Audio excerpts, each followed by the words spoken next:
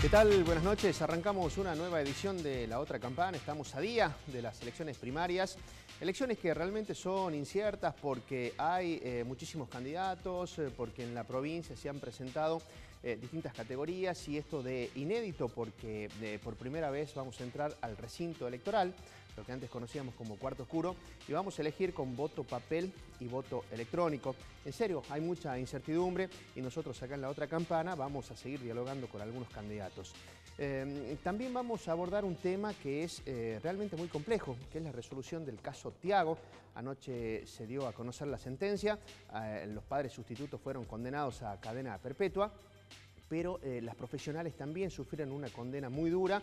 En algunos casos, la psicóloga y las asistentes sociales fueron condenadas a 3 años de prisión en suspenso y le suspendieron la matrícula por 4 años con 10 años para no ejercer en la función pública. Van a hablar por primera vez, van a estar en el programa, esto después de la segunda media hora que vamos a compartir hoy en La Otra Campana. Vamos a tratar de entender cómo ha funcionado el sistema y qué es lo que ha fallado. Pero vamos a arrancar rápidamente y estamos con Adrián Valenzuela, periodista, amigo, hace muchos años lo conozco. Hemos compartido la calle. ¿Cómo estás? Verdad. ¿Cómo te va? Bien, ¿Cómo estás, Martín? Bueno, Adrián, ¿cómo llegas ahora? ¿Cómo llegaste a este momento? Llego por una decisión personal, por una decisión de vida, ¿no? Porque termina siendo, salir de la zona de confort. Nosotros que estuvimos en la calle muchos años, 20 años me ha tocado estar en la calle, intenté dar una mano a través del micrófono. Creo que me he desempeñado en un periodismo social y es muy interesante entenderlo al periodismo social y un periodismo crítico. La crítica te lleva a la acción te lleva a tomar decisiones de vida y esta es una decisión de vida. No es para nada fácil la decisión que he tomado, pero bueno, acá estamos tratando de traccionar desde otro sector, siguiendo de cara a la gente y tratando de dar soluciones que estoy más que convencido que si entienden el mensaje, me dan una mano para llegar a la Cámara del Senado, lo vamos a poder hacer, sí. Martín. Y vos, Adrián, que te hablaron del gobierno, te habló Urtubey, ¿por qué en el oficialismo? Yo busqué el espacio, me junté con diferentes dirigentes, con líderes políticos de nuestra ciudad, de nuestra provincia, y Urtubey es el único político que no me puso condicionamientos, que no me puso peros. Hoy me preguntaban si después de aquella primera reunión, porque te cuento que no lo vi más al gobernador, o sea, me dijo, listo, tenés el espacio, comenzá a laburarlo, y hasta el día de hoy no lo vi más, porque me consultaban, ¿y usted tiene contacto con el gobernador? No. Y el momento que estamos viviendo políticamente en nuestra ciudad, en nuestra provincia, es muy interesante y el salteño tiene que aprovecharlo, porque siempre nos quejamos de los mismos políticos, que siempre, si no son los mismos políticos, terminan siendo familiares o hijos. Hoy hay un montón de gente nueva, involucrada, comprometida socialmente, que se presenta y tienen los salteños tienen un espacio histórico para aprovecharlo. Hay que ir a votar el próximo domingo y elegir a conciencia. Vos estuviste del otro lado del mostrador. Sí. ¿Con qué te encontraste en esta campaña? Así, ¿cómo te has sentido vos haciendo este rol de la política? Me sentí y descubrí una salta ilegal, una salta clandestina y una salta legal. Por eso la semana pasada daba a conocer uno de los proyectos que termina reivindicando una deuda histórica de los gobiernos, de los representantes para con nuestra ciudad, con nuestra provincia, y un tema que no es para nada menor y que nosotros como periodistas, vos también, Martín, lo debés haber vivido, el tema de la revolución del derecho propietario. ¿Y a qué me refiero? Esa cuestión de pertenencia. El 30% de los salteños no tienen la pertenencia, la escritura de sus terrenos.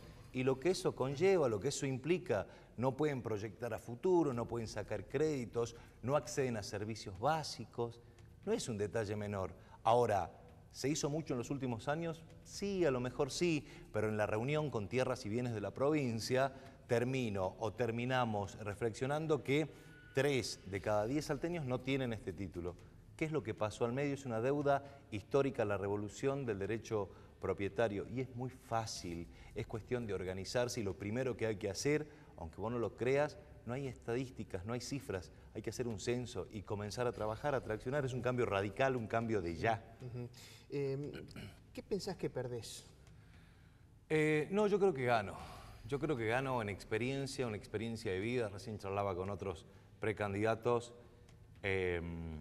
No cambiaría nada. Si volvería el tiempo atrás y tendría que elegir nuevamente, no cambio nada, es una experiencia de vida. Pero has dejado una pantalla muy valiosa, Sí. no valiosa en términos de cuánta gente te ve, sino de lo que vos podías hacer y esa herramienta, el micrófono que tenías, que es Canal 11.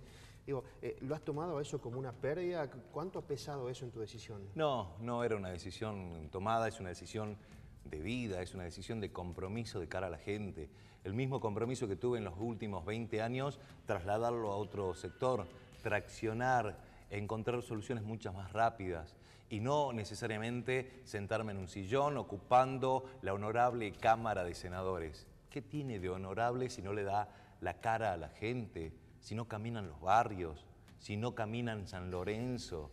Yo entiendo, tengo otra óptica de la política y ojalá se entienda el mensaje y ojalá le llegue al salteño y ojalá me den una mano el próximo domingo. Hay que darle una vuelta de tuerca a la política. A ver, el salteño tiene que aprender que el político tiene que servir. El político está al servicio y ahora también los políticos tienen que entender que están por debajo de los salteños. Cuando comencemos a traccionar esta ecuación, esto va a cambiar. ¿Y no tenés miedo, Adrián, de que todo esto no funcione? A ver, ¿por qué? Porque entras a un lugar donde tenés, la verdad, que una quietud, es un espacio donde tenés muchos caudillos políticos del interior, que te van a poner palos. Digo, esto no va a ser tan sencillo. ¿No tenés miedo de fracasar? No, la gente, el salteño, el que me ponga en la Cámara de Senadores, se lo va a demandar a cada uno de los representantes. Son ellos, son los salteños quienes le van a poner y le van a decir, señores, trabajemos sobre los puntos específicos que le importa a la gente, que le importan a los salteños, más allá de las megas estructuras, más allá de los megas proyectos, Martín, hay que darle la cara a la gente. No tengo para nada, no tengo miedo.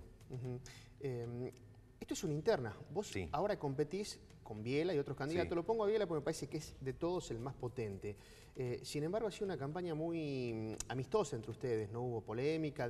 Entiendo que hasta debe existir hasta aprecio. Es que yo creo que, y también con los otros partidos, hay un respeto, porque hay un entendimiento de que es el momento histórico de comenzar a charlar con la gente, de darle la cara, de mirarlo a los ojos y de los pequeños proyectos que cambian las vidas y grandes problemas de los salteños. Hay que celebrar también lo que estamos viviendo y ojalá continúe así, ¿no? Ojalá continúe de cara a la gente, porque esto va mucho más allá de cualquier bandería política. Hay un cambio importante en la política salteña y este es el momento histórico que los salteños tienen que comprometerse, Martín.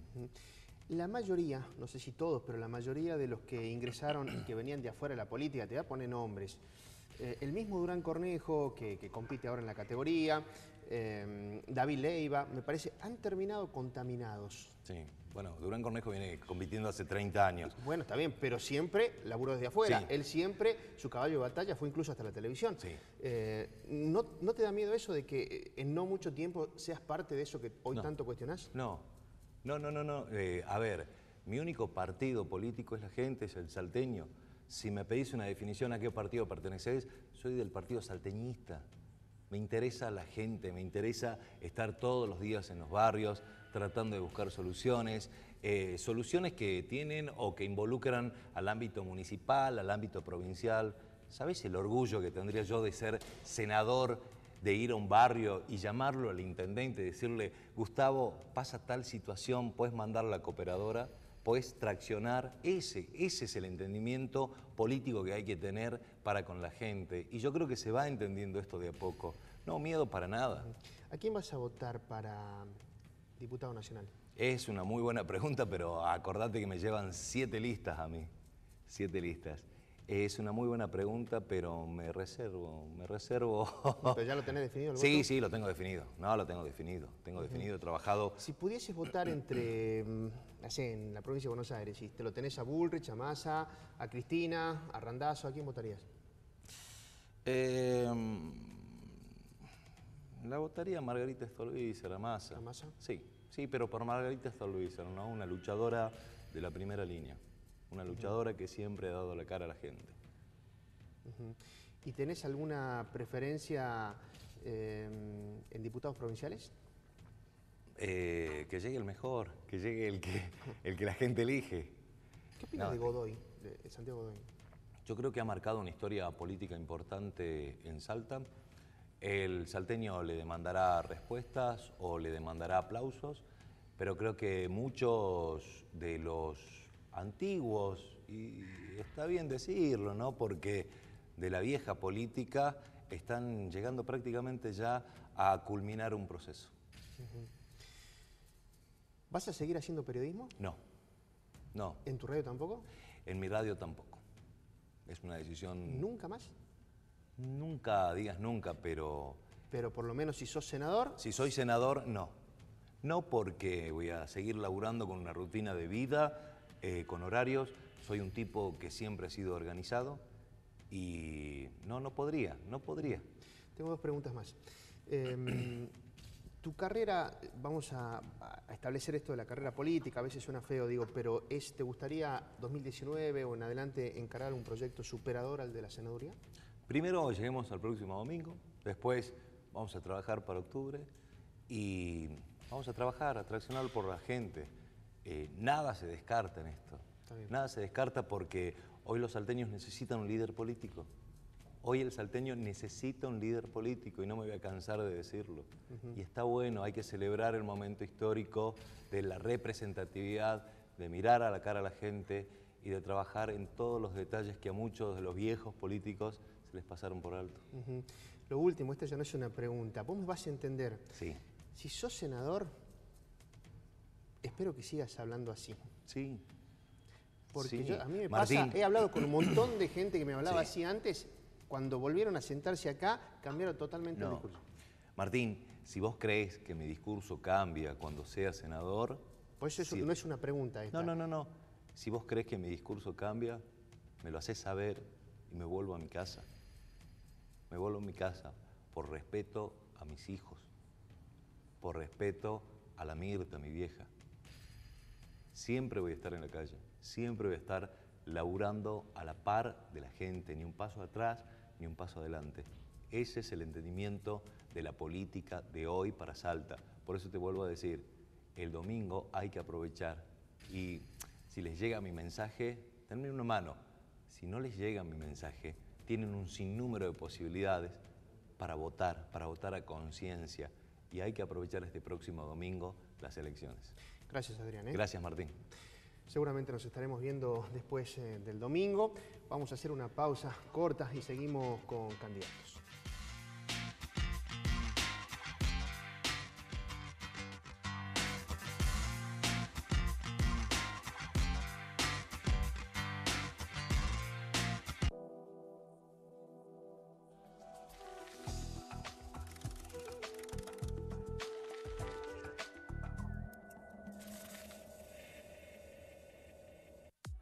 De la seguridad y tranquilidad para su empresa, nos encargamos nosotros.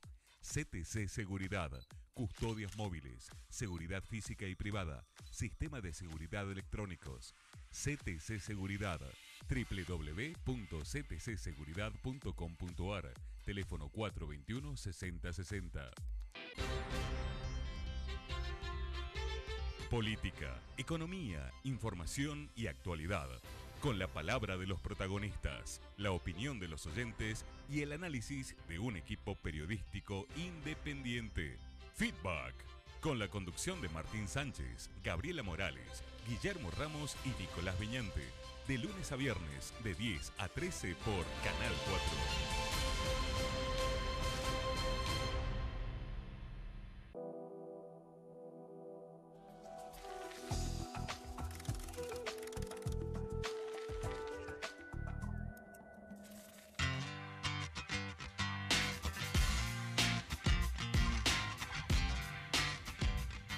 El radicalismo se está sometiendo a una interna realmente importante. Diría que es uno de los partidos que va a tener una interna bastante clara este próximo domingo. Y la lista oficial lleva como precandidato a diputado por la capital a Héctor Chiván. ¿Cómo está? Hola Martín, ¿cómo estás? Bien. ¿Qué pronóstico tenés para el domingo? Bueno, la verdad que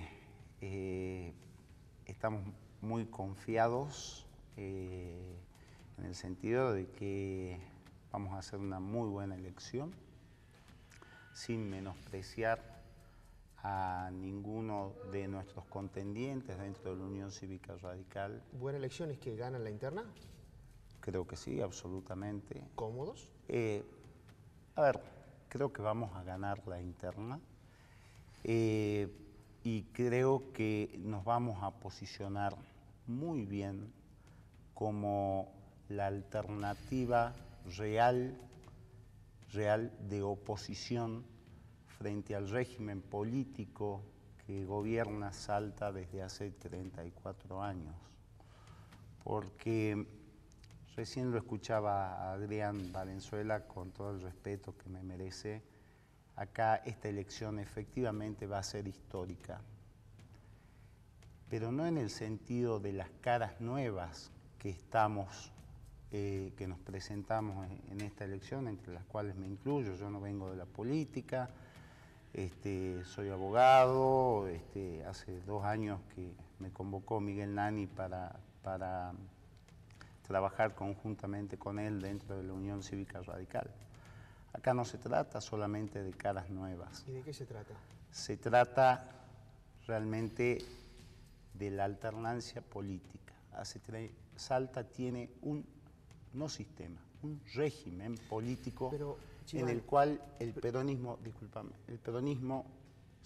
se convierte en oficialismo y oposición a la vez. Esto lo venimos viendo. ¿Y cuál es el peronismo opositor hoy? Bueno, a ver,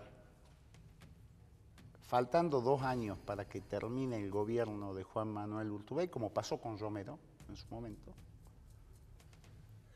faltando 2 años para que termine el gobierno de Juan Manuel Urtubey, ya se avisora a Gustavo Sáenz disfrazado de opositor, cuando en realidad sabemos que Gustavo, también con el respeto que me merece, Gustavo viene del justicialismo y sabemos quiénes son las personas que están detrás de Gustavo. Detrás de Gustavo está el romerismo. O sea, vamos a hacer romerismo, urtubeísmo, romerismo. Por eso es que creo que... Por eso ustedes no acompañan, por ejemplo, las categorías provinciales. No fueron dentro de la interna. Vamos dentro de la interna, por supuesto que estamos dentro de la interna de la Unión Cívica Radical. No, pero ustedes no han armado, por ejemplo, ustedes no comparten el senador, por ejemplo. No, de ninguna manera, a ver, de ninguna manera. Nosotros, por eso es que la Unión Cívica Radical se presenta hoy, y más la lista del Nuevo Camino, con este armado que hemos hecho con dirigentes del PRO que estaban en desacuerdo con el acuerdo que hace Martín de los Ríos con Martín de los Ríos con su concuñado, con el intendente Sáenz. También dentro de nuestra lista está la coalición cívica, con su máximo referente, Ernesto Cataldi, sectores independientes como Roque Rueda. Por eso te decía, la única alternativa seria, real, de oposición en este esquema en el que el justicialismo se convierte en oficialismo y oposición a la vez, es nuestro espacio político, la lista del Nuevo Camino de la Unión Cívica Radical. Y te quiero decir una cosa, creo que el gobernador justicialista que le entregue el bastón de mando a un dirigente de la oposición real va a pasar a la historia de Salta. Cual Roque Sáenz Peña, que en contra de la opinión de sus camaradas, de las personas de sus partidos, sancionó la ley que permitió que Hipólito Yrigoyen fuera el presidente de la República Argentina. ¿Qué quiso decir el otro día con que usted conocía funcionarios que habían cometido homicidio? ¿Esto lo dijo así? ¿Cómo fue? La entrevista giraba alrededor del tema de la seguridad, alrededor del tema de la impunidad, sí, que todos sabemos que la inseguridad y la impunidad en la provincia de Salta es seria. Lo sabemos todos. Si lo queremos desconocer, caemos en un ¿Pero acto ¿Pero qué quiso decir? ¿Que hay algún funcionario involucrado en algún tipo de homicidio? Hay funcionarios involucrados en muchos delitos, ¿Pero en homicidios también? ¿Pero eso dijo o no? A ver, Esa es la pregunta. La pregunta concreta es que hasta puede haber en homicidio. El tema concreto es, hay funcionarios involucrados en muchos delitos, en toda la provincia de Salta, y desde el año 83 hasta acá. ¿A vos, Martín, te parece casual que desde hace 34 años hasta acá no haya una condena por un acto de corrupción en la provincia de Salta? A un político. ¿A un político? ¿A vos te parece que es casual? Por eso es que yo hablo de un régimen político. Pero usted lo que dijo es que si llega usted lo va a denunciar, ¿eso es así? Lo voy a denunciar, eso quédate absolutamente tranquilo y que se queden tranquilos todos los salteños, que los voy a denunciar a todos y cada uno de las personas que hayan cometido algún delito, pero todos y cada uno. Por eso es que esta elección es importantísima, porque se eligen legisladores tanto provinciales como municipales, cuya misión fundamental, según el rol que le asigna la Constitución Nacional y la Constitución Provincial a los legisladores, es el control del Poder Ejecutivo, tanto provincial como municipal. Sí, es increíble. ¿Y si no llega, no los denuncia? Pero por supuesto que los voy a denunciar, por supuesto que los voy a denunciar. Los estamos denunciando. Roque Rueda ha metido muchísimas denuncias, y no es casual que hasta el máximo tribunal de la provincia las haya desechado, porque vivimos en un régimen político contaminado, donde el poder político domina la justicia. Y Salta se merece salir de ese sistema. Los salteños tenemos que darnos la oportunidad de salir de ese sistema. Recién lo nombrabas a Godoy. La caja que maneja Godoy como presidente de la Cámara de Diputados de la provincia sin ningún tipo de control. Y lo mismo pasa en el Consejo Deliberante. La auditoría de la provincia controla a los municipios con 3 años posteriores. ¿Pero qué te están robando plata, cree usted? Pero, a ver, Martín, por Dios, hace una semana la Corte de Justicia de Salta sobreseyó a 3 intendentes por prescripción, 3 intendentes que habían pruebas contundentes en orden a condenarlos por los hechos delictivos que habían cometido. No lo digo yo, lo dijo el fiscal de la Corte. Esto es una aberración, dijo el fiscal de la Corte. Hasta que los salteños no tomemos conciencia de la importancia que tiene la transparencia, la división de poderes, salir de este esquema en el que el poder político domina al poder judicial, volver a los controles, a los sistemas de controles que se han desarmado en todos los ámbitos, en el ámbito municipal, en el ámbito provincial.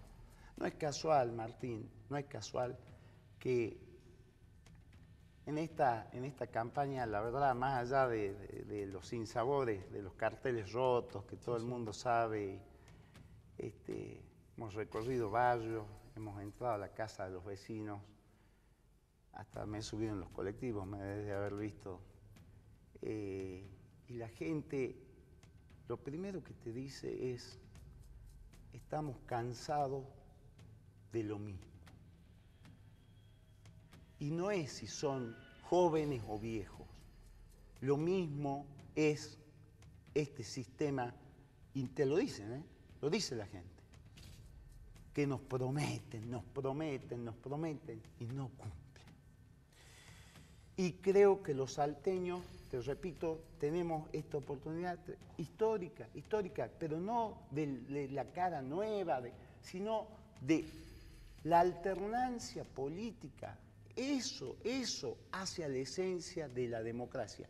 Y ojo, no caer en la trampa en la que hemos caído los salteños en el año 2013 de hacer justamente por lo mismo porque siempre es lo mismo y no hay respuesta a las necesidades más básicas de la gente, de caer en el voto bronca, porque fue un voto bronca, no fue un voto castigo, fue un voto bronca del Partido Obrero. El monumento, la zona del monumento, Tres Cerritos, el centro terminó votando al Partido Obrero, o sea, una cosa realmente impensable. Gracias, Chiván. Gracias a vos, Martín. Ya lo vamos a esperar Muchas acá gracias. con las denuncias. Muchas gracias. Matías Canepa, ¿cómo está? Martín, ¿cómo estás? Me quedé pensando, digo, ¿cómo voy a arrancar la entrevista? Y vamos a arrancar, ¿están robando en el Consejo Deliberante, en diputados, los intendentes? Y bueno, si alguien roba hay que denunciarlo y la justicia debe expedirse. Si no, yo no me puedo autoelegir juez, ni nadie se puede autoelegir juez, ¿no? Yo creo que tampoco hay que poner un manto de sospecha a todo el mundo. Me parece que en la política hay que hacer propuestas de cara a la gente. Tenemos una ciudad con enormes problemas de pobreza estructural, típica ciudad del norte argentino, y tenemos que hablar de qué queremos hacer en la ciudad. El candidato a concejal, ¿es el hombre de Sáenz, como muchos dicen? ¿Es el hombre del intendente para el Consejo? Soy una persona que viene trabajando con Gustavo Sáenz en la ciudad hace mucho tiempo. Amamos la vida política de la ciudad, trabajamos con mucha fuerza y de alguna manera esta elección, que si bien es elección legislativa, sí, para nosotros la clave es fortalecer y apoyar la gestión que viene haciendo el intendente en la ciudad, ¿no? Nosotros creemos que este año y medio que ha gestionado Gustavo Sáenz hubo cosas fundamentales, ¿no? Se aumentó la ejecución de presupuesto en obra pública más de un 200%. Se consiguieron más de 1.000 millones de pesos que no hay que devolver a la nación, no es un crédito, son montos por proyecto que van directamente dirigidos a la obra pública. Se está gestionando cuestiones que eran estructurales en la ciudad que nunca se hablaban, que se hablaban y no se resolvían, ¿no? El tema de las inundaciones, por ejemplo, se va a empezar ahora la obra en el Canal España, el Canal Tineo, en el Campo General Belgrano para que no baje agua a la ciudad, se va a empezar a trabajar en cosas estructurales. Me parece que de eso se trata, ¿no? Porque la realidad de la ciudad, o lo que, hablando de los vecinos, pues en definitiva de eso se trata la política, ¿no? Es cómo resolver el problema a la gente. Y para vos recuperar una plaza, para vos iluminar la ciudad, para tener que recuperar las calles, tenés más de 3.000 calles con muchos problemas, algunas que no tienen asfalto, otras que están destruidas, necesitas recursos. Y creo que este intendente ha mostrado una gran capacidad de gestión y queremos que siga ese camino, ¿no? Hablando del tema, ustedes han encarado un trabajo en baches que se nota. Sí. Se nota tanto que a veces se generan críticas porque se ha colapsado muchas veces el centro de la ciudad. A mí me ha pasado, por ejemplo, en la jornada de ayer, centro colapsado por baches que se han realizado en calle Santa Fe, en calle Porredón, al mismo tiempo. ¿Esto está planificado? ¿Hay una planificación? Se planifica, pero es como decís vos, ¿no? La realidad es que hay más de 50 frentes de obra en la ciudad y eso genera una complicación, una molestia que bueno, hay que elegir, ¿no? Preferible es la molestia por obras a la inacción y obras de calidad, ¿no? Hablando de control, hay un gran control de que se hagan obras que perduren en el tiempo, obras bien hechas y se lo ve, ¿no? Yo creo que el vecino ve, se están haciendo inversiones inclusive en zonas de la ciudad que bueno, son como el ícono de la problemática que tenemos, ¿no? Este tema de las ciudades típicas del norte argentino con grandes problemas de pobreza, como es la zona de Floresta y la parte de la zona este, que le va a cambiar la vida a esa gente. Y la idea es que se trabaje en varios barrios de la ciudad que tienen esta misma problemática y ya se están presentando proyectos, ya se están generando la posibilidad de hacerlo. Entonces me parece que de eso se trata, ¿no? Una gestión se trata de eso. Lo demás, bueno, podrá ser polémica política o podrá ser cuestiones de retórica, pero la realidad es que nosotros tenemos un enorme problema de infraestructura urbana y creo que esta gestión está avanzando con fuerza en algo, digamos, la cantidad de recursos que se han obtenido es histórica, eso nadie lo puede negar, y nosotros particularmente, la lista nuestra apunta a fortalecer ese trabajo, ¿no?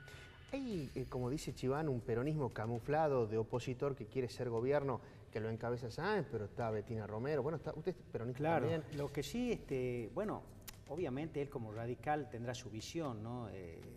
Yo no me voy a meter en el tema de los radicales, cuál es su interna y demás. Cada partido, cada espacio político define como considere su propuesta electoral. Yo creo que esa es una discusión, lo define la gente, ¿no? La gente define, la gente es la que hace, la que define con qué lista, con qué espacio político. Dentro del peronismo, obviamente, tenés distintos tipos de peronismo. Nosotros no somos kirchneristas. Somos un peronismo no kirchnerista, ¿Pero claramente. son macristas?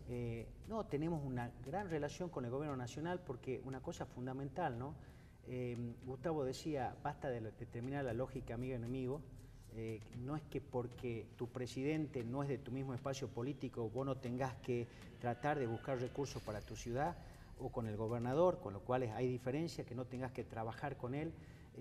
Tenés la obligación de dar respuesta a la gente en problemas, con cuestiones muy difíciles como la que tenemos en la ciudad. Me parece fundamental y somos reconocidos al gobierno nacional la cantidad de recursos que están volcando sin preguntar, porque obviamente Gustavo no es del mismo espacio político que el presidente, y a pesar de eso hay una gran relación en cuanto a que lo respetan, él va con proyectos, consigue recursos, y acá en Salta tenemos un frente que incorpora al PRO.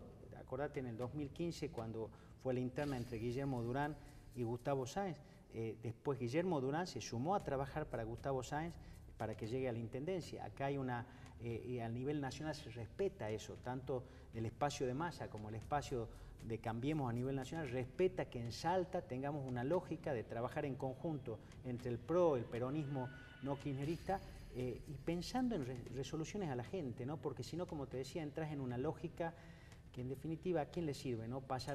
Se pasará discutiendo qué tipo de peronismo, qué no peronismo y demás.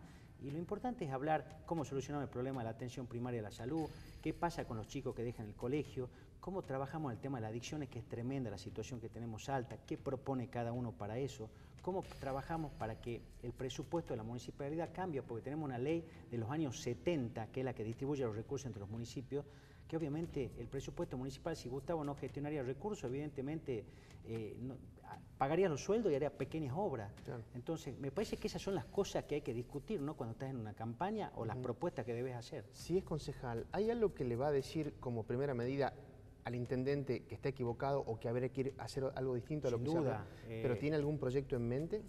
No, nosotros, digamos, vos me decís como crítica a la gestión. No como crítica, sino constructiva, digo, porque si no da la impresión de que muchos llegan y después son como personas puestas del intendente en el lugar. No, bueno, particularmente puedo hablar de distintos proyectos, ¿no? A mí me interesa mucho, para darte un proyecto que me interesa trabajar, que ya lo vengo trabajando, que he modificado ordenanza en relación a eso, que tiene que ver con facilitarle la vida a los comerciantes, especialmente a los pequeños y medianos comerciantes y al emprendedor. Que el emprendedor en la ciudad, yo fui autor de una ordenanza que le permite habilitar su pequeño negocio, también una vinculada al microcrédito. Creo que esa es una línea de trabajo importante, porque acá tenés miles de familias salteñas que viven de su propio esfuerzo, y que tenés que darle las herramientas, y la ciudad le puede dar mucho, porque muchas veces pasa que por no tener las habilitaciones comerciales, por no tener la formalización, no pueden acceder a muchísimos programas que harían sustentable su pequeño emprendimiento. Eso me parece una cosa esencial porque tiene que ver con el trabajo. Uno de los problemas serios que tenemos en Salta es la falta de trabajo, y fundamentalmente la falta de trabajo para los jóvenes. Entonces, son de los temas que a mí me interesa trabajar, como el tema adicción, que si bien no es específicamente municipal, lo vengo trabajando, me he reunido con la Cedronal a nivel nacional. Se va a inaugurar próximamente en San Benito, que es un barrio de la zona sureste con enormes problemas, un centro que va a trabajar en la prevención de adicciones. me interesa trabajar mucho en esa gestión. Para votarlo, en voto electrónico hay que entrar por, obviamente, la lista de Bettina Romero. No, si votás por listas completas, votás por el senador. Que es Durán Cornejo. Es Durán Cornejo. Sí. Guillermo Durán Cornejo es el candidato a senador de todo nuestro frente. Sí. Después tenés distintas listas.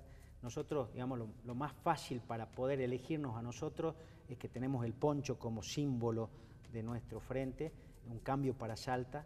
Entonces, si vos seguís el poncho, de alguna manera vas a poder elegirnos a nosotros, ¿no? Como decías bien, ¿no? Que el voto electrónico es complejo, muy especialmente complejo, sí, para los que eligen por categoría. En concejales no tenés ni las fotos, tenés los símbolos, difícil, ¿no? Sí. Tenés que encontrar, en el caso nuestro, el poncho salteño con el símbolo, con la idea, un cambio para Salta, y con eso nos podés encontrar. Esperemos que en la próxima se haga mejor la pantalla, pero bueno, esta es la realidad, y la gente lo puede practicar en su casa, ¿no? Que es importante que lo practiquen. Ojalá que lo hagan.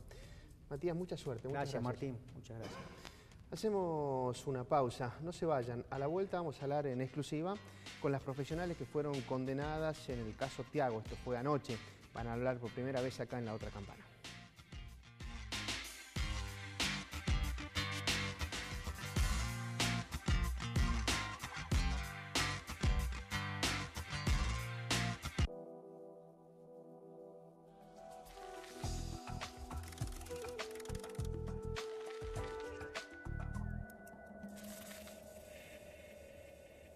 CTC Seguridad, una empresa argentina dedicada a la seguridad.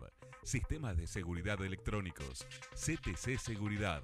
Solicitar presupuesto al email info@ctcseguridad.com.ar.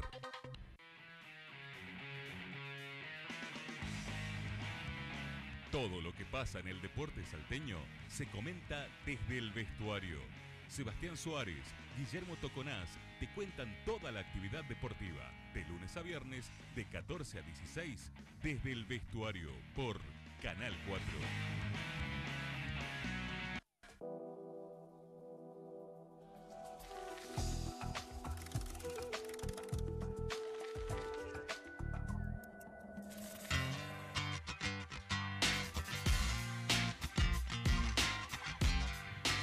Ayer se conoció la sentencia en el juicio que todos conocemos por el caso Tiago, la muerte de Tiago Kipildor y la tentativa de homicidio, así estaba caratulado, de su hermana. Ellos estaban bajo el régimen de familia sustituta. Nosotros nos vamos a hacer foco ahora a lo que pasó con dos de las profesionales que también fueron condenadas, Lorena Alejandra Recciuto y Jacqueline Mónica Rosas. Ambas psicólogas en ese momento trabajaban justamente en el Ministerio de Derechos Humanos, ahora vamos a charlar en profundidad. Fueron condenadas a 3 años de prisión en suspenso. A ver, un día más y terminaban presas, hoy estaban presas, con inhabilitación por 4 años para ejercer su profesión de psicóloga y 10 años para el ejercicio en la función pública. Están acompañadas por su abogado, el doctor Juan Pablo Recciuto. Buenas noches, gracias a los tres, gracias por venir. Bueno, yo lo primero que quiero preguntarme es, ¿en qué área específica trabajaban ustedes? Nosotras nos desempeñamos, yo como equipo técnico, ella como supervisora, en el programa que se denominaba Sistemas Alternativos, que era un programa que justamente se creó como una alternativa a la institucionalización de los niños que tenían medidas de protección judicial. Que el niño no vaya al instituto, claro, a lo que nosotros conocemos, y que vaya, por ejemplo, a una familia sustituta. O un pequeño hogar, eran dos modalidades. ¿Y ustedes qué hacían ahí? Teníamos dos modalidades. Pequeños hogares, que era una responsable y que tenía un grupo de niños, entre 6 y 8 niños, y familias sustitutas. El trabajo de nosotros, o sea, si bien lo que se procuraba que los niños no vayan a un CIT, a un centro de inclusión transitoria, los antiguos institutos, el sistema alternativo también era una medida de excepción, o sea, no es diferente, ¿sí? Es una medida de excepción cuando el niño es retirado de su grupo familiar. Y el trabajo que hacíamos nosotros, bueno, era desde el equipo técnico, era trabajar con estos niños, con estos grupos de hermanos, buscando una alternativa de que vuelvan con su familia de origen, con la familia extensa, o en algunos casos se declaraba el estado de adoptabilidad, que no lo hacíamos nosotros, sino lo tenía que hacer el Poder Judicial, el juez que estaba a cargo de la medida de protección, y declarar el estado de adoptabilidad para que los niños sean adoptados. Y en el caso Tiago y los hermanitos, ¿cuál era el plan, la estrategia? Bueno, era justamente nuestro gran problema, que los niños habían sido... Esto era una gran discusión que teníamos, porque los niños eran separados de su familia, de ahí pasaron a una medida excepcional, tanto en el hogar cuna como en un pequeño hogar, y luego de cumplido cierto plazo se los pasó a una familia cuidadora como si eso resolvería el problema, y en realidad los niños seguían bajo una medida de excepción que tiene un carácter transitorio. La ley dice 180 días, pero estas medidas siempre se extendían. Casi 2 años. Siempre se extendían en el tiempo. Teníamos nenes que tenían 6 años, 7 años, a veces toda una vida en los hogares, y los jueces nunca se expedían acerca de una resolución. De hecho, muchos se inscribían en familias sustitutas porque era más fácil que adoptar. Siempre tratábamos de aclarar que no era una alternativa a la adopción, porque no era lo que legalmente correspondía. Pero bueno, aún así se terminaba dando muchas veces que los chicos terminaban siendo cautivos prácticamente del sistema, por más que nosotras pedíamos a los jueces, solicitábamos que se defina la situación. En este caso, justamente también nos hemos cansado de pedir en los informes que se defina la situación legal de los niños. A eso lo... ¿Pero cuál era la idea? ¿Cuál era la estrategia? ¿Era adoptarlos? ¿Era volverlos al seno familiar? Y eso lo tenía que definir el juez. O sea, la familia... ¿No lo definían ustedes a eso? No, eso no era de competencia ¿Pero el juez nuestra. a ustedes no le dicen, miren, trabajemos bajo este plan, bajo esta estrategia? No. Lo único, nos pedían siempre hacer el informe actualizado sobre la familia de origen, si había posibilidades o no de que retornen estos niños o cualquier otro niño a la familia de origen. Y eso no era así, digo, no había posibilidades. En la mayoría de los casos no había posibilidades. Y en el caso de Tiago puntualmente no. No había posibilidades, no había posibilidades. Posibilidades reales, fácticas, ¿sí? O sea, había algún deseo de algunos familiares, pero desde lo real, de lo fáctico, no se podía concretar. Pero más allá de eso, discúlpame, era decisión del juez. Sí, era una decisión del juez que él había tomado la medida de excepción. Todavía no estaba en aplicación la 26061. Entonces el que tenía que tomar esa decisión, cuál era la situación jurídica de los niños, era el juez. Bien. Volvamos a Tiago, ¿ustedes hacían un seguimiento mensual, diario, semanal, no sé, cómo era? Bueno, sí, en general tratábamos de supervisar los casos en general. Por ahí mucho del caso de estos hermanos, la verdad que yo no quiero entrometerme mucho en lo que ha sido la causa y volver a poner tanto sobre el tapete esto, pero más te puedo por ahí en general explicar cómo lo hacíamos, ¿no? Tratábamos de trabajar en forma mensual. Sin embargo, había casos en que había que hacer un abordaje más intensivo porque había una situación emergente, una urgencia, había que trabajar todas las semanas, a veces inclusive más veces por semana con un caso en particular. A veces había casos que estaban, digamos, dentro de todo en buena situación y uno por ahí mantenía un contacto más esporádico. Pero el trabajo era entrevistar a los nenes, al colegio, a los padres, a todos, de esa forma. De todo, sí. Es un trabajo integral. El tema que vos tenés que trabajar en redes, o sea, todos somos responsables para que se cumplimenten los derechos de los niños, ¿sí? O sea, no es solamente el equipo técnico de sistemas alternativos, sino también hay otros organismos del Estado, que es la escuela, el centro de salud, el ministerio de los diferentes ministerios, la policía. Entonces se trabaja en redes. Y aparte la 26061, más allá que no se explicaba, eso te lo indica, ¿sí? Y nosotros teníamos el espíritu de trabajar con la 26061, que es lo que te garantiza los derechos de los niños y niñas. Pero creo que acá es importante, ¿no?, reforzar en ese momento el programa, y creo que actualmente también los diferentes programas de la Secretaría de Niñez, que es ahora, en ese momento era Secretaría de Igualdad de Oportunidades, estaba atravesado por dos cuestiones que eran muy graves, ¿sí? Y las autoridades lo sabían. Estas cuestiones graves eran, una, la falta de recursos, las dificultades que teníamos nosotros como trabajadores. ¿Pero por qué? No había movilidad, tenías problemas mínimos, no tenías hojas, si tenías que hacer, el equipo técnico tenía que hacer una visita, no tenía los medios, te mandaban de comisión al interior de la provincia, un día, 2 días, 3 días, ibas sin viáticos, ¿sí? Tenías que ir. ¿Cuántos chicos tenían ustedes en ese 160 en ese momento. ¿Y ustedes cuántas eran más o menos? Equipos técnicos eran 2 psicólogas y 2 trabajadoras sociales y yo como 160. supervisora en toda la provincia. Pero más allá de eso, que vos decís, bueno, somos adultos y nosotras como adultos, uno si trabaja en estos lugares porque realmente tiene vocación, ¿sí? Porque nosotros no somos funcionarias, no somos del gabinete del gobernador, somos trabajadoras, o sea, podemos mostrar nuestros recibos de sueldo, somos trabajadoras y cuánto cobramos realmente, ¿sí? Pero más allá de estas cuestiones de adulto que uno lo podría sobrellevar, estaba la otra cuestión que creo que era lo más grave y que esto las autoridades sabían y que era que atravesaba el programa y era la falta de recursos para los niños y los adolescentes.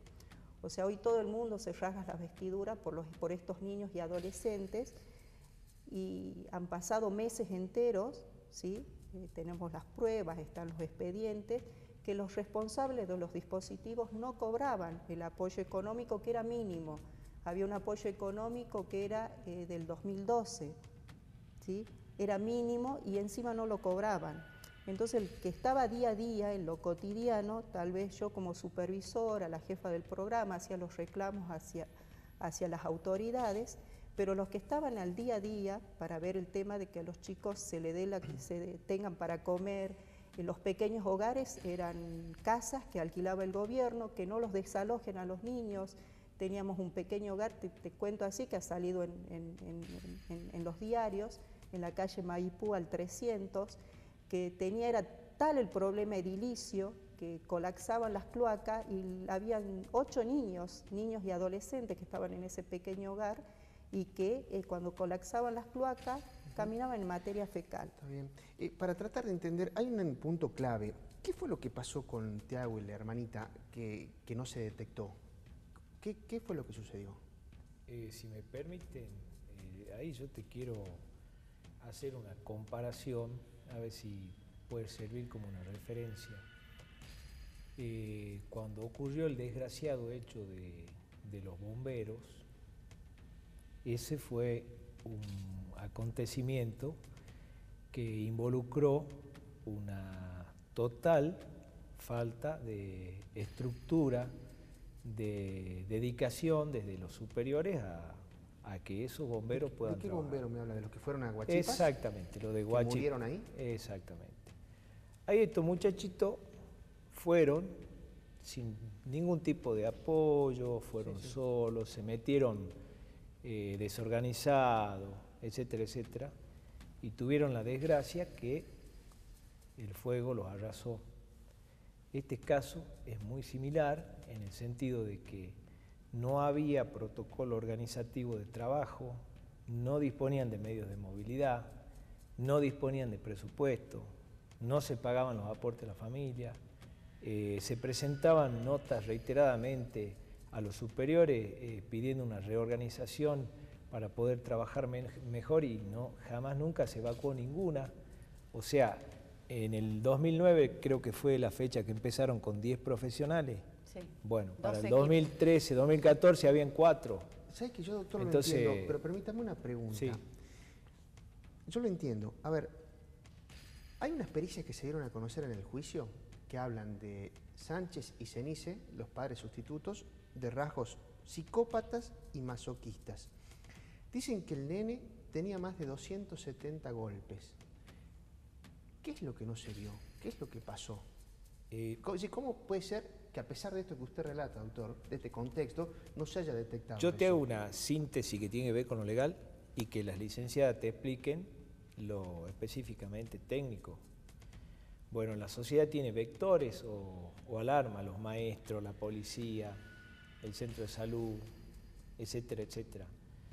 los vecinos, en fin, los médicos, ese es otro tema.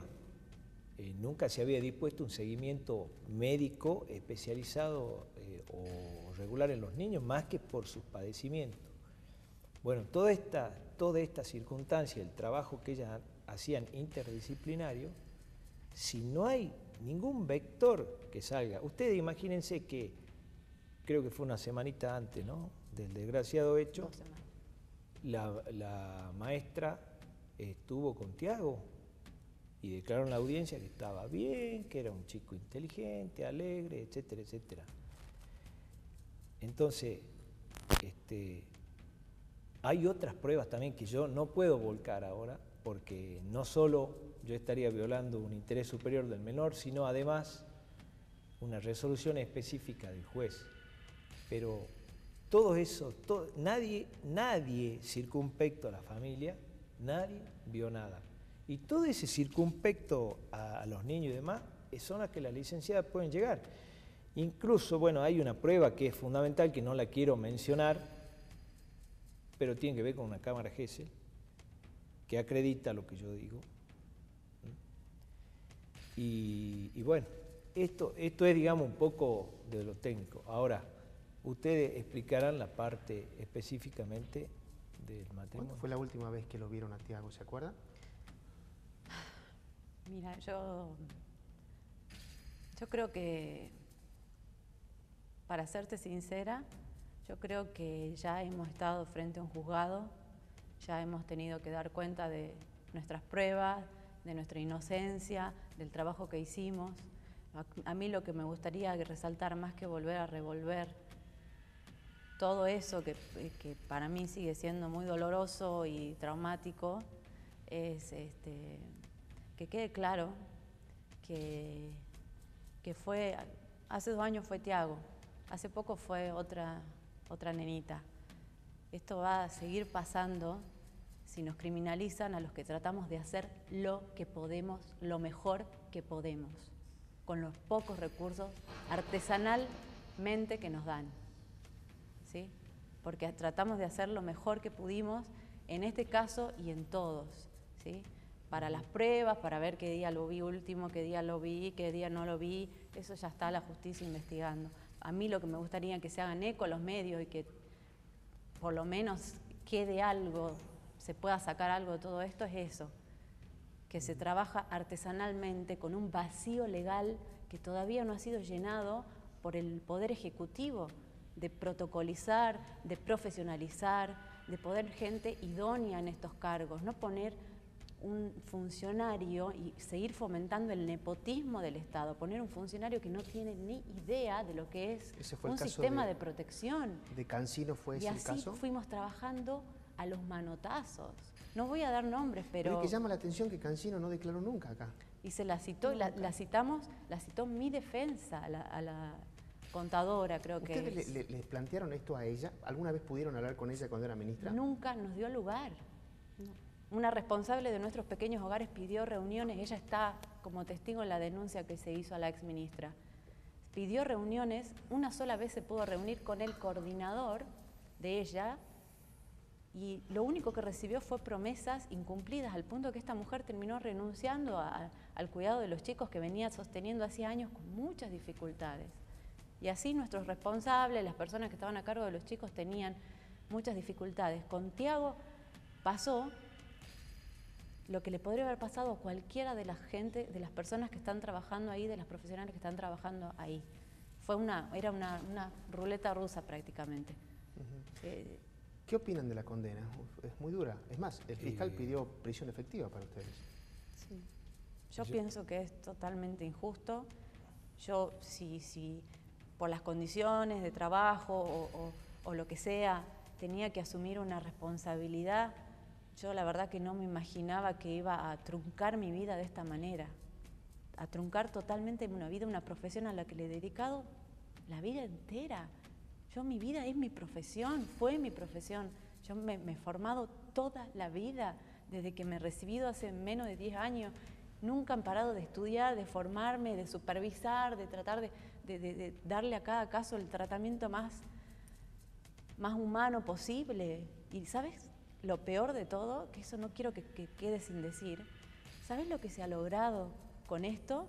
Que todas las entidades del Estado tengan fobia a intervenir.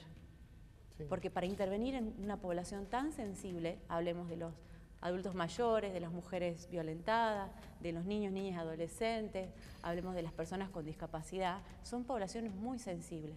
Y lo que yo veo, y lo que me transmiten mis compañeras que siguen trabajando aún, es que nadie quiere intervenir, nadie quiere firmar los informes, nadie quiere hacerse cargo de un caso, nadie quiere involucrarse con el otro. Es gravísimo, porque nosotros somos el eslabón de contacto con esa población. ¿Los colegios profesionales se contactaron con ustedes?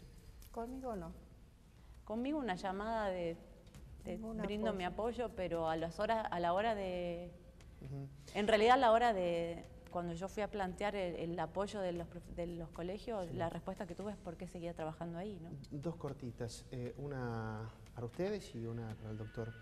¿Cómo siguen sus vidas ahora? Pero yo no termino de caer en que... Sí, creo que es como que todavía uno no sé, no hay palabras para explicarlo, ¿sí? El tema que todavía en estos lugares que trabajamos son los nombres, los niños, o sea, para nosotros no son casos, no son números de expediente, son nombres, ¿sí? Son los niños con los que hemos compartido cosas, ¿sí? Yo he dedicado mi vida, desde que me he recibido, yo hace casi más de 20 años que trabajo en niñez y adolescencia. He trabajado en todos los dispositivos, ¿sí? Con adolescentes con conflicto penal, y son nombres, o sea, es una persona, es un sujeto, yo lo veo así, nosotros lo vemos como un sujeto, no es un caso más. Y mi vida como profesional, como persona, ha quedado truncada, porque yo siento, más allá de mi edad, yo siento que puedo seguir dando mucho para los niños, pero es como que mi vocación de servicio ha quedado truncada. En estos lugares las personas que trabajamos no es por el dinero, no es por la función, es porque realmente te interesa. Yo siento que he visto a gente de mi edad progresar en la vida y muchas cosas que yo sentía que trabajando ahí, por ahí no alcanzaba a tener mi casa, a poder progresar desde lo material, pero que yo sentía que humanamente hacía cosas que me satisfacían y dedicado con muchas renuncias a la profesión, y sobre todo a lo público, porque yo me he formado en una universidad pública y aposté toda mi vida a lo público, como un trabajo posible, y me he dado contra una pared tan dura que yo la verdad que no sé cómo va a seguir mi vida, la verdad que no sé, me han quitado, creo que lo único que tenía, aparte de mi familia, que mi familia, digamos que ni siquiera he formado mi familia, o sea, al punto de la renuncia, mi propia familia, tengo mi familia, mis padres, mis hermanos, pero hasta ese punto mi profesión era mi vida para mí. Entonces es muy injusto esto, es muy injusto porque yo realmente he confiado, y nunca he hablado hasta ahora, porque yo confié en las instituciones, confié en que en la justicia, en este punto del juicio, se iba a resolver de una manera que se ponga en la luz nuestra inocencia. Y ha sido, la verdad, que un fiasco. Va a apelar, doctor. ¿Y qué les parece? Por supuesto, lo voy a llevar hasta la última instancia. Quien me conoce sabe que vamos a llegar hasta el final. Están hechas las reservas de constitucionalidad, así que... Y yo sostengo, y lo voy a seguir sosteniendo, son absolutamente inocentes. No hay una sola prueba en ninguno de los dos delitos, a criterio mío, respetando el criterio del tribunal, por supuesto, vos sabés que hay cosas que son opinables, pero a criterio mío no hay un solo elemento probatorio que realmente incrimine la actuación de las chicas. Sin ir más lejos, desde la requisitoria fiscal hasta los alegatos, el fiscal lo único que ha hecho es hacer una merituación culposa de la actuación profesional de la psicóloga y del asistente social en caso de Vargas. Es una cuestión totalmente ajena a la tipicidad del delito. Acá no se probó nunca la existencia de dolo, al contrario, hay un montón de testigos que han dicho las chicas no han hecho lo que debían que hacer, han hecho más. Han puesto plata de su bolsillo, porque muchas veces no tenían los recursos. Han hecho un esfuerzo, no se quedaban a trabajar las 6 horas, se quedaban a trabajar más de 6 horas, eso se probó. Se probó también que hasta no les pagaban las horas extras. Y vos recién decías, te tengo que aclarar algo que es muy importante, decías de la pena que pidió el fiscal. Bueno, en ese tema yo hice un planteo muy puntual al momento de formular los alegatos y lo hago como hombre de derecho. Y he manifestado que el temperamento acusatorio del Ministerio Fiscal ha sido abusivo de sus prerrogativas funcionales preestablecidas, porque realmente sin tener ningún elemento de prueba y con una acusación totalmente violatoria de muchos principios elementales del derecho y del derecho penal, han pedido 5 años y 6 meses. Entre otras cosas, cuando se formularon los alegatos, es como que yo te diga que hay 50 pruebas en el expediente y yo haga mi alegato sobre 5 pruebas. La otra, 45, chao, hasta luego. Si yo soy querellante particular, está bien, porque yo respondo al interés del cliente, el cliente me paga y yo hago eso dentro de la ética y de la ley. Pero el fiscal debe velar por el orden público, así lo manda el artículo 166 de la Constitución Provincial. Y se pusieron en el papel, el criterio del Ministerio Público acá fue de querellante particular, ensañados. Esto hay prueba, yo lo estoy diciendo porque hay prueba, ya lo manifesté, y yo lo voy a defender hasta la última instancia. Les agradezco mucho. Muchas gracias por haber venido al programa. Han sido muy amables. Gracias también por la paciencia. Al equipo técnico, nos hemos pasado unos minutitos, vale la pena escuchar estos testimonios. La semana que viene seguramente vamos a tener un programa especial con elecciones que se van a desarrollar este domingo. Gracias a todos por la compañía. Hasta la semana que viene.